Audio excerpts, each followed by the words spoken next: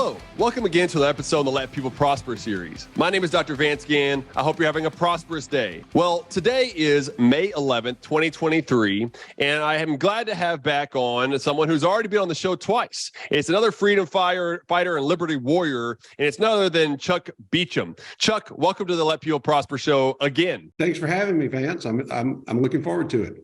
Well, good. It's always a pleasure to have you on. And, we keep up with each other of what's going on in the markets and the economy, and we're texting back and forth and on different things. And so it's always a pleasure to have you on the program to kind of go over and kind of pick your brain about some of these financial markets and everything else. And so let me go ahead and give you your bio, even though you've been on a couple of times now, and people should check out those past episodes here on the Let People Prosper show. You can find on all your major platforms out there. But let me go ahead and give you a bio real quick. So Dr. Charles Chuck Beauchamp is an associate professor of finance in the School of Business at Mississippi College. Dr. Beauchamp joined MC's faculty in 2016 and currently teaches business finance, financial modeling, and financial markets. His area of expertise are working capital, business and corporate life cycles, and how monetary policies affect corporate decision-making. He is a contributing fellow for the Mississippi Center for Public Policy and is just a good person all around. So as we're going into this, usually I ask the question about what do you do, but those are on our past episodes. So let's just get right into it here today. Chuck, what have you been following with the markets and the economy and everything else that's going on? Well, of course, yesterday we had inflation numbers come out, and the markets, of course, celebrated. It came in below expectations. Expectations were 5%. It came in at 4.9. I don't know that that's that great of a difference to celebrate, but it is trending in the right direction. So that was good to see. However, as you and I have talked about, and we've written in the Daily Caller, that still is 25 months of straight inflation where the inflation level outpaced earnings growth or wage growth. So there's still major issues there, and they seem to be sticking around for a while. And I think they're going to go on not a lot longer, but at least for several more months until this thing gets back down to that 2% level, the Fed targets. But it could end up being next year sometime. The other part of the data that I was interested to look at is always the more granular level. And when I started getting into the specifics, transportation was up 11%. That's a problem. That's year over year. But if you think about it, where are we right now in the year? We're going into the summer months when families are taking vacations. And that's going to last June, July, August. That's when the Northeast vacations. Transportation costs are going to affect that industry. So I think we still are going to see inflation playing out in different industries throughout the year. The hospitality industry is going to get hit, I think, because of that number. Another thing that's going to affect that industry still in the inflation numbers was the food. Eating out is trended up. That inflation number trended up to 8.6%. Eating at home is down, but it's still at 7.1%. So when you think about it, Americans travel and move around almost every day. We eat every day. And those prices are still very high relative to the historical norm. So there's still inflationary pressures that are pushing us around and affecting us in a negative way. The other one, and everyone celebrated this number, and I'm not sure why, was energy. Energy was down. The number for energy was down. And if you zero in on gasoline specifically, gasoline had hit an inflationary rate of 59.9% at one point. It's only receded 12.2%. So energy costs, yes, they have come down in recent months, but the inflation's still there. So people are still getting hit pretty hard by inflation. In fact, I saw I don't know if you saw this. I saw a meme yesterday with Shaquille O'Neal with his arm around Kevin Hart, and across Kevin Hart, somebody had typed in, CPI inflation, and somebody else over O'Neal, real inflation. And I thought that was just a perfect meme to say, this is really not that great right now, like they're selling it. And of course, politicians are going to always sell it one way or the other. But I think inflation is really, really the key throughout the rest of the year. Everything else is related to that inflation. I don't know what you think, but that's the way I see it. Yeah, Chuck, I mean, those are great numbers you threw out there. And I think this is hitting Americans all across the country. Some latest surveys that I saw, 69% of people say the number one thing in their mind is inflation. So this is what the talk of the town is and everything else. And I think you're right. I mean, it's good to see that it's come down, what we call disinflation, from 9% at the peak last year to 4.9% now. But that 4.9% is still more than twice what the average 2% rate is of the target for the Federal Reserve. So there's still too much inflationary pressures that are out there. And you talked about food, you talked about energy. One of the areas that's being talked about quite a bit is shelter. Shelter month over month was down 0.2%. We have seen some housing prices start to go down, especially out in the West, where you had a huge boom. Now some of that bust is happening. We saw that too during the 2000s, right? But still, shelter is up 8.1% year over year. And maybe there's a lag. There's some talk about that within CPI. There's a lag for the home prices coming down, but still, even if they're coming down a little bit, they're still well above the affordability for many Americans as their food prices are going up, their energy prices are going up, and everything else. It's like, how do they continue to pay? So I agree with you. I think that's a key issue on many people's minds, and will be for not only Americans but for the Fed. Some people are saying that they should pause their interest rate hikes, which they're up to 5 to 5.25% now. And have raised it for 10 times in a row, probably the fastest since Volcker did it in the late 70s. But that has repercussions that are going to influence the economy. And so I don't know what you've been looking there at with the Fed and some other things that are going on. Well, I know we're going to talk about housing later in the program today, but I'm going to give you, I think housing is going to have stickier prices than everyone thinks it is. And it's because of the way the Fed has structured everything through its 14 or 15 years of low interest rate environment. But I know we'll come to that in a few minutes. As for the Fed in general, I think we have a real problem with both fiscal and monetary policy. And I think I think the best word probably is completely unsustainable on both the trajectory that they're both on. There's just no way to keep moving in the direction we're going. We're spending entirely too much money, and the Fed's having to monetize some of that. I saw a stat yesterday from Stanley Druckenmiller, who said that right now we're spending 40% of all tax revenue on seniors, on programs for seniors. That is, and that's estimated to balloon to 60% over the next 10 years. Well, that's almost the entire federal budget. That doesn't even take into account the interest on the debt. It doesn't take into account the massive defense spending budget we have, the education budget we have, the highway department. It's just constant spending, and it's completely unsustainable. You combine the level of debt that we have, and right now it's $31.5 trillion, with high interest rates. At some point, we're going to be spending 40% of tax revenue on the seniors and 60% on the seniors, and the rest of it's going to have to go to interest on the debt. I mean, it's just everything that they are doing on the fiscal side is completely unsustainable. And Chuck, just real quick, is that I was reading this morning where a lot of the debt is going to roll over. I mean, it could be up to 30%, a half of the debt is going to be rolling over, all to these higher interest rates, which means that we're going to have even higher net interest payments on the debt, which are already, it's matching how much we're spending on national defense. It's just net interest on the debt. Yes. I mean, if you look at a pie chart of the breakdown of the U.S. debt, about 20% of it is treasury, is short-term treasuries. So those are refinanced every year. Last year they refinanced them at less than 1%. This year they're going to refinance them at over 5%. So that's huge, a huge difference. And when you're talking about trillions of dollars, you're really getting into serious interest money there. So, it's completely unsustainable. The other thing he said in his talk yesterday, and I thought this was, and I hadn't heard these stats before. I don't know if you heard this. To cover the estimated increases in the budget, taxes will either have to go up 40% from their current rates, or they'll have to cut spending by 35%. They've never cut spending.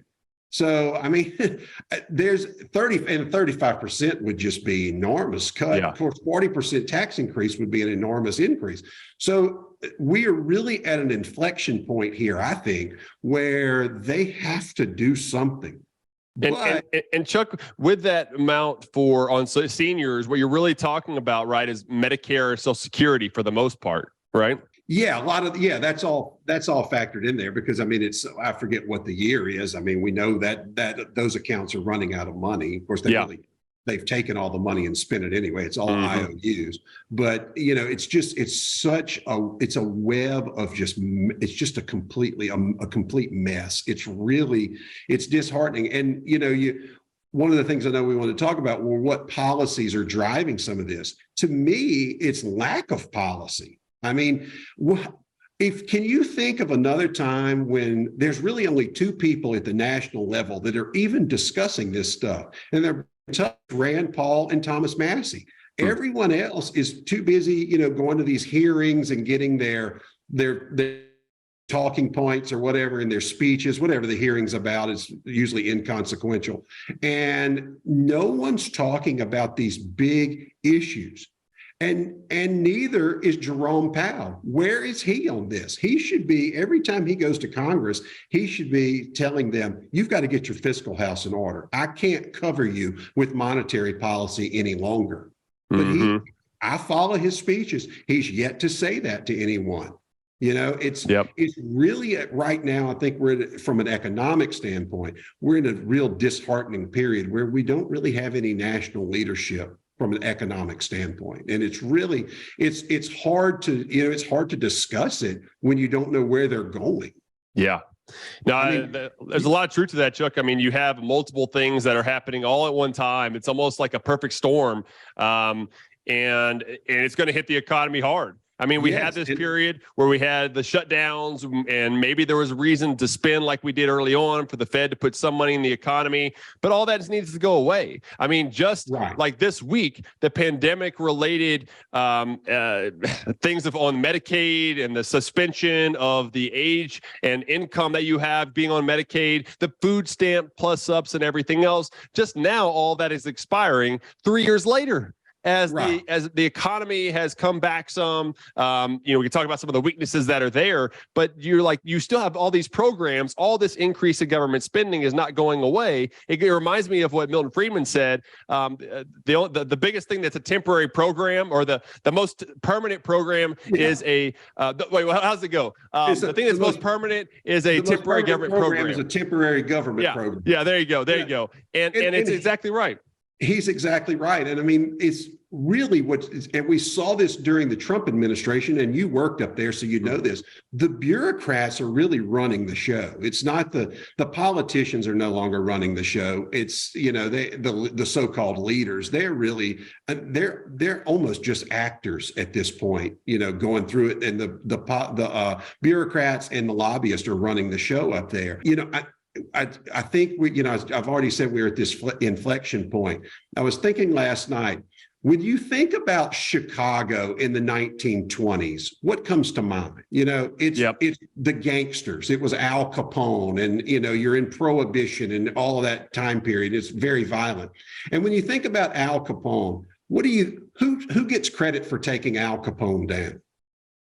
Elliot Ness. But if you really know the story, that's not he was involved, but a group of respected business people from Chicago had enough of it. And they went to the White House back when you could still do that. But, went to the White House, saw the president, said, this city cannot continue like it's doing. And the federal government kicked it into high gear and reined in Al Capone and the South Side Gang. We need that now from leaders outside of government. We need Jamie Dimon to step up and say, okay, enough is enough. Here's where we're going if we don't get this fixed. We need Warren Buffett to do that. We need some of these people that are well respected, not just business people, but sports people and so on. We need them to say, enough. This cannot continue. We've got to get our house in order. Yep.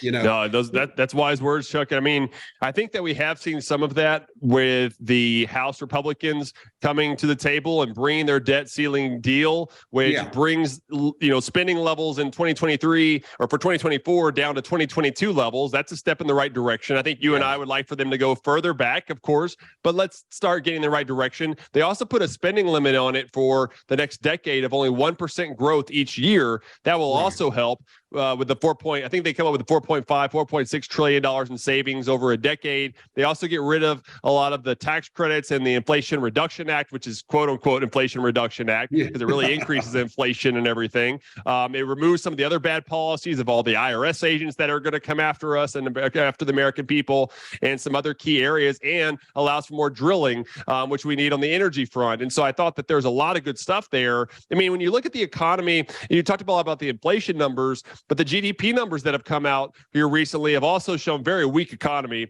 in that sense. If you look at the fourth quarter of 2021 to the fourth quarter of 2022, the growth rate was only 0.9%.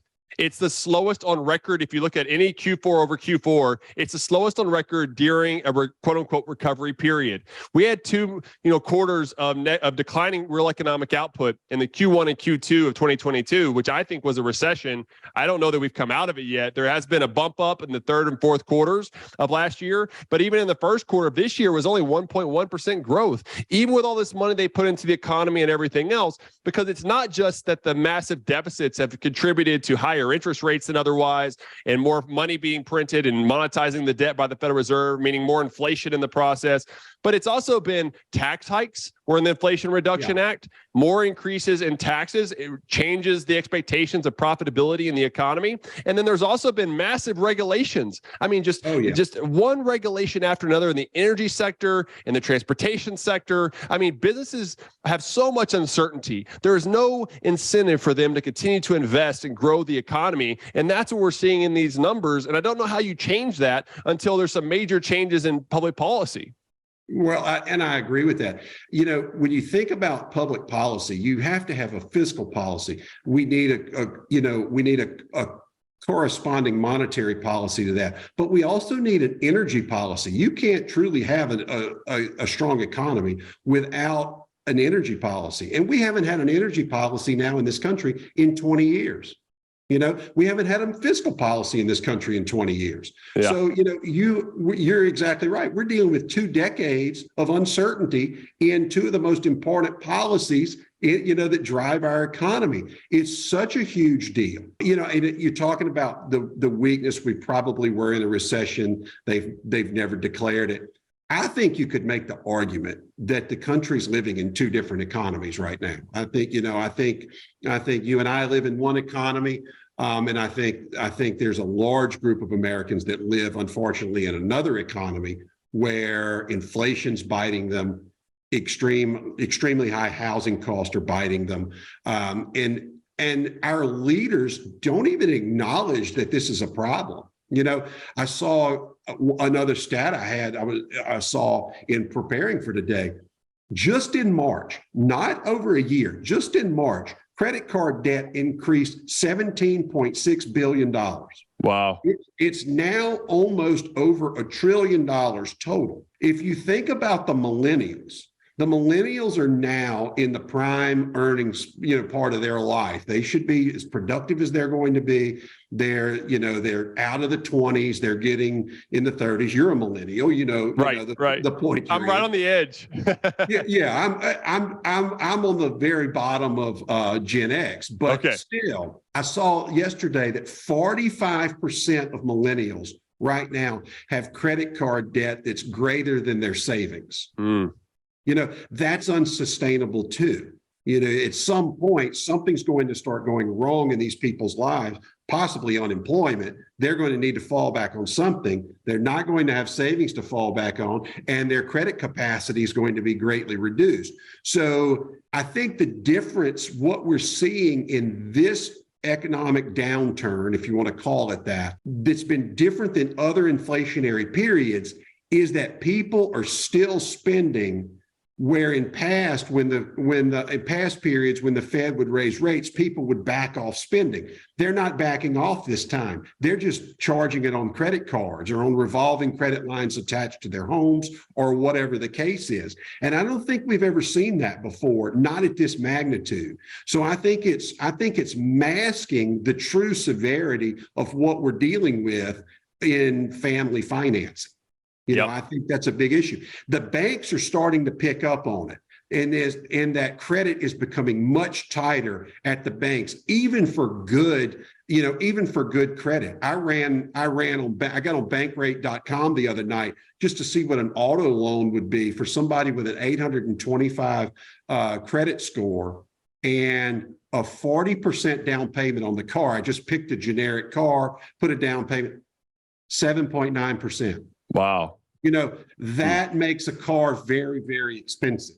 So I think credit is tightening, but it's going to be very painful when it really constricts and people have nothing to fall back on. Yep. And that's for someone who has a really high credit score. Just imagine what it would be if you had a lower credit score, what those rates would be if they could even get that funding at all. And Chuck, as you were talking about that, I did want to mention one thing. I was looking at the GDP now from the Atlanta Fed. And their estimate for Q2, they always do the forward-looking estimate based on the latest data that's coming in. They're showing 2.7%, which I think will be too high. I think it'll come down later on. We still have a while before that happens. But the blue chip consensus right now is about 0.2%. For Q2. So we'll see how that goes. But as you were talking, economics, kind of the study of how people behave and act and interact within this, in these institutions to satisfy our desires, given scarce resources. It's a lot about incentives, and incentives matter. People see what's around them. And I think this fiscal nonsense, irresponsibility by the government is also changing people's mindset about how they do their own finances. If they can do it and they're going to bail out banks and everyone else, why am I going to live frugally? Why am I going to do responsibly with my own budget? And that changes people's behavior. It's just like during the shutdowns, all these handouts that were done during the period of time, maybe early on they were correct for doing it. I don't think they should have been as large. I think they should have been more targeted to the people who really need it instead of everyone getting those funds, which we saw a huge increase in savings. Some people were getting an annualized amount of $100,000 a year when they were earning $20,000 or $30,000 a year. And that savings is still really high. And so when you saw all that happening, this changed people's mindset about a key thing that really matters in our lives, and it's work. Work brings dignity, respect, self-fulfillment, all these things that, given the changes of what's happening within our federal government, the inflation that people see, why do I want to go to work? I'm just going to lose money anyway. And now there's this, I'm just going to get paid for sitting at home. This is going to have a longer term effect. I don't know if you've thought much about that, but do you have any thoughts on that? Yeah, I think it's part that. And I think the other thing that's contributing to that is the digital, I don't know how to even say it, that basically we're transitioning to a digital economy. And you have people sitting at home, and we don't call it work, but they're earning money. So that changes the productivity of the country, and of the economy.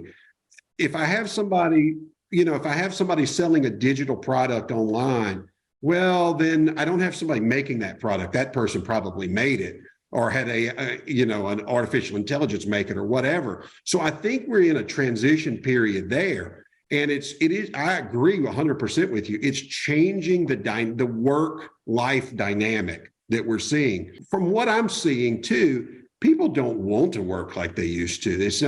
I think what you said is probably perfect. Is there's not people don't see having a good job or a good career as a source of pride anymore. It's just a way to get by. And of course, we've done that somewhat through policy in that we, like you said, banks make a mistake, we'll bail them out.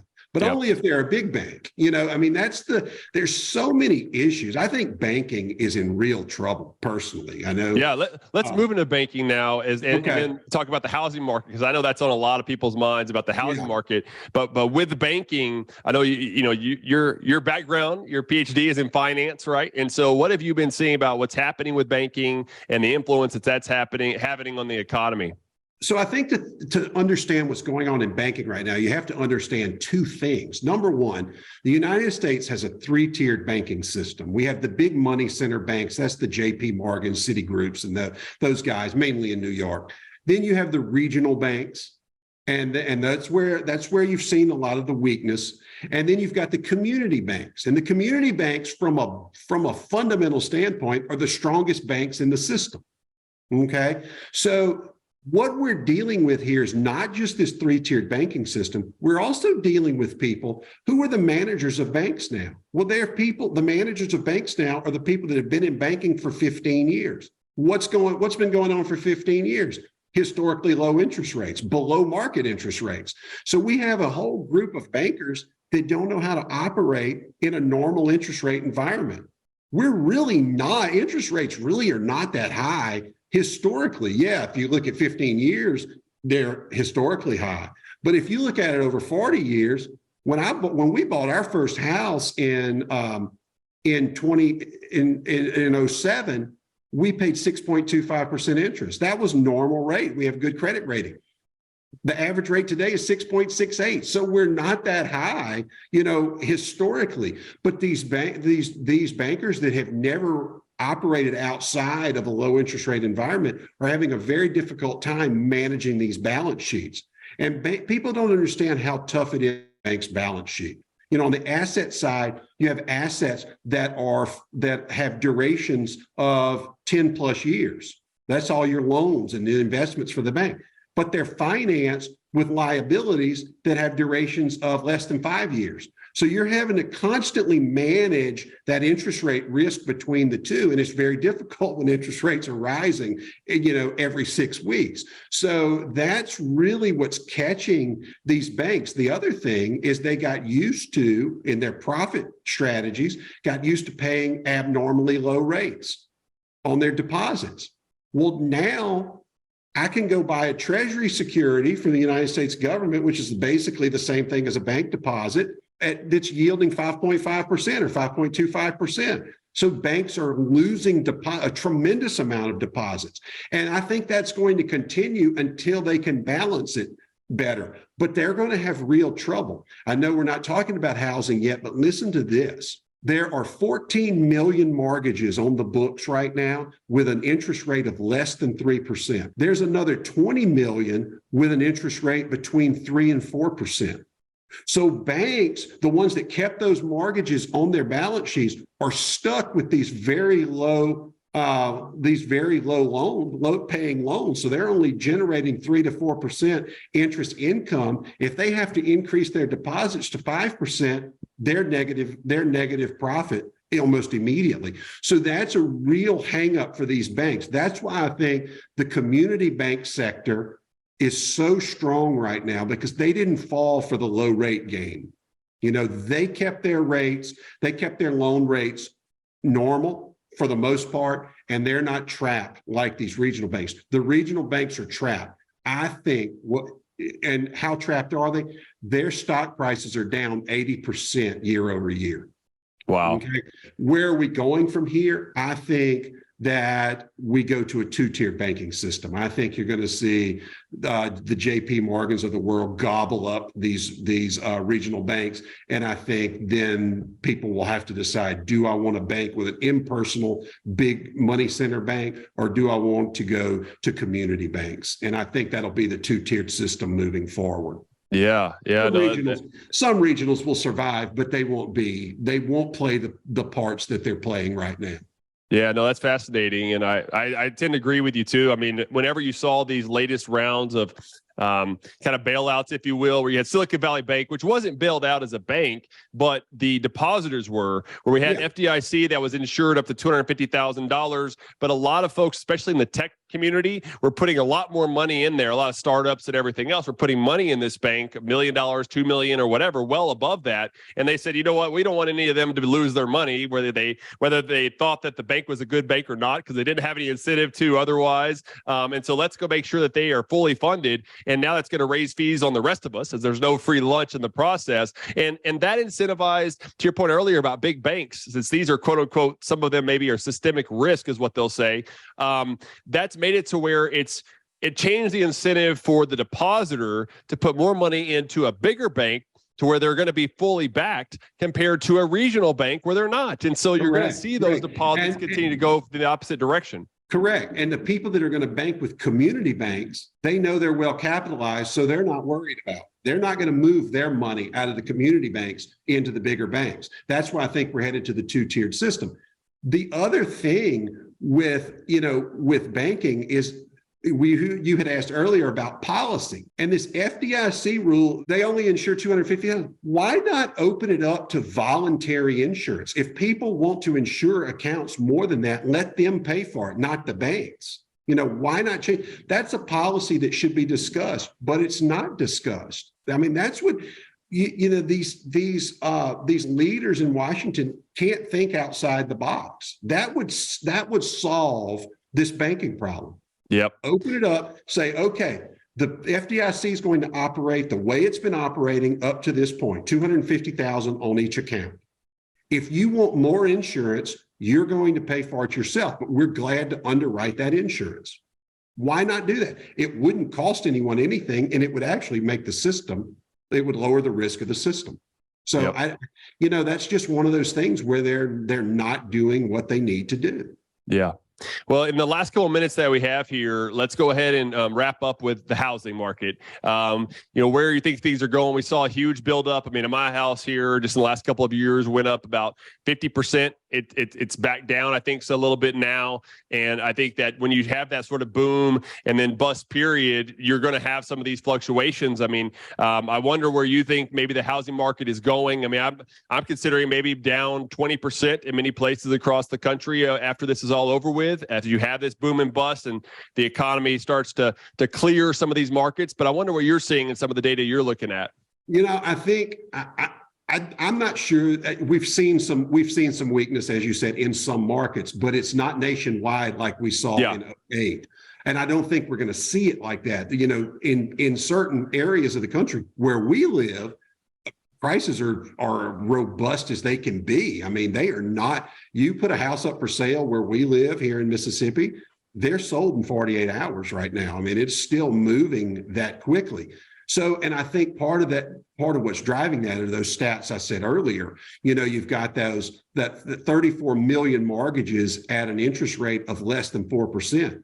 Those people don't want to sell because they're going to have to refinance at a rate that's double that in some cases. Mortgage payments for the same house year over year are up 65%, across the country.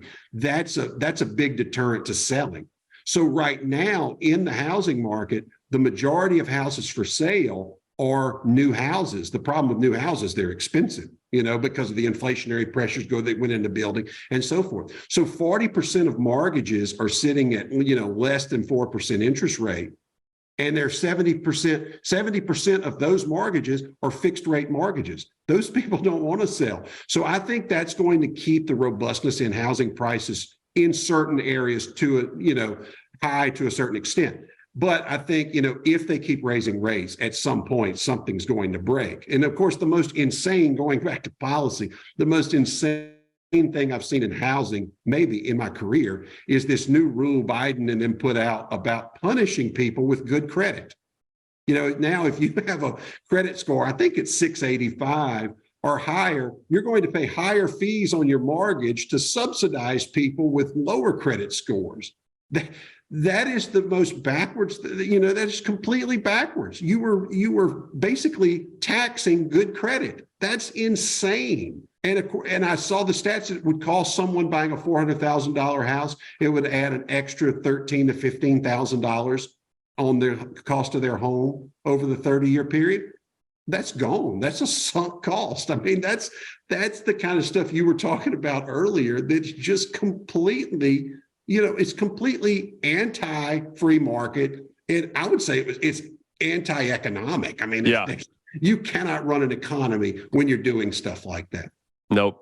No, that's exactly right. Well, I think those are good points. And I think you've changed my thought a little bit about the housing market. I think you're right, though. We'll see pockets that will stay higher than otherwise because of kind of that lock-in effect. because of the higher interest rates and property taxes as well. If you're in a homestead or you're limited somewhere, or that gives you less incentive to move, given those higher prices of all the new property that are around.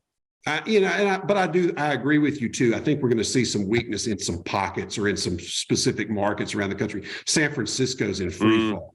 Where you are around Austin. Yep. And it just grew so fast. And that might be the thing. If you might can isolate those housing markets that have just exploded over the last 24 to 36 months, those might see the most weakness. Yep. And some of that, of course, is due to local policy. I mean, you think about conservative red Texas, but you have Austin, it's very blue. You have a lot of zoning regulations, these green spaces, which look nice, but you're reducing the amount of supply that's available of housing in the process, whether that's a good thing or not for the environment. And so you do have some other issues going on. Well, the other issue too, I think it would go back to demographics. Yeah. In Austin, you have a huge millennial population. Well, they're debt laden, so they're going to have to do something. So that market's going to be a little weaker than say where we are, where there's not a huge millennial population. We're more populated with doctors and lawyers, and that's our demographic makeup. So it's a kind of a different situation, market to market.